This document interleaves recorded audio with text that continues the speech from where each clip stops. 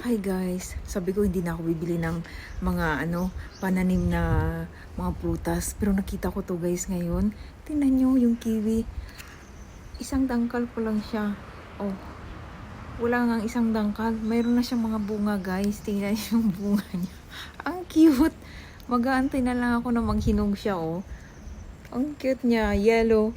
Yellow yung loob niya. Yung laman niya. Yan, nakakatuwa. At saka ito pa guys, may isa pa akong nabili. Nakakatuwa. Ito naman, maliliit na apple.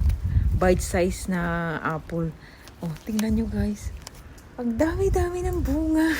Nakakatuwa.